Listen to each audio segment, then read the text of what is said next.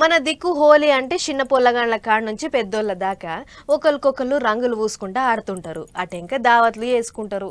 అట్లా హోలీ నాడు రంగులు పూసుకునే సంబరంలో పడి దేవుళ్ళ కాడికి పోయేటోళ్ళు జర్రంతా తక్కువ ఉంటారనే అంటుంటారు. కానీ అటు మహారాష్ట్ర మొకాన హోలీ వచ్చిందంటే చాలు గుళ్ళన్నీ పోటెత్తుతాయట. మరిగా మనం కూడా అట్లా పోయొద్దాం పారి, దండం పెట్టుకొని వద్దాం. హగ్గ వినాయకుని పండుగ రానే లేదు, అప్పుడే బొజ్జ గణపయ్య చుట్టూ అంగూర్లతో ఇదేదో ఇచ్చంత్రం చేసిర్రు అని అనుకుంటురా? మరి ఇట్లనే ఉంటది మహారాష్ట్రాల పూణేలున్న దగ్ధుషేట్ గణపతి గుడికి. ఇది హోలీ పండుగ నాడు ప్రతేడు గీ గుళ్ళే అంగూర్ పండ్ల ఉత్సవం చేస్తారట. గుత్తులు గుత్తులు అంగూర్ పండ్లు తెచ్చి ఇగో గుడి మొత్తం యాలాడదీసిర్రు. రైతులో పండ్ల దందా చేసేటోళ్ళు తాపకొకళ్ళు గుడికి అంగూర్ పండ్లు దానం చేస్తుంటారట. గీ తాప నాసిక్ నుంచి ఒక రైతు 2000 కిలోల అంగూర్లు గుడికి ఇచ్చిండట. గా అంగూర్లతోని గిట్ల గుడి మొత్తం నింపిర్రు.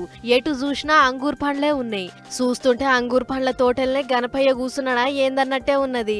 ఏటా గీ అంగూర్ పండ్ల ఉత్సవం చూడనీకే భక్తులు కూడా శీతం వస్తారు. చౌతి పండుగ వస్తేనే గణేష్ మండపాల కాడ ఇసొంటి ఇచ్చంత్రమైన డెకరేషన్లు చూస్తుంటాం. కానీ కాముని పున్నన్నాడు గణపతి గుడిని అంగూర్లతోని పుదిచ్చుడు చూస్తుంటే గణపతి పండుగ జర్రంతా ముందుగానే వచ్చినట్లు అనిపిస్తున్నది కదా. దేవుని కాడ నైవేద్యం లెక్క పెట్టిన పండ్లు ఫలాలను భక్తులకు ప్రసాదం లెక్కన పంచిపెడుతుంటారు.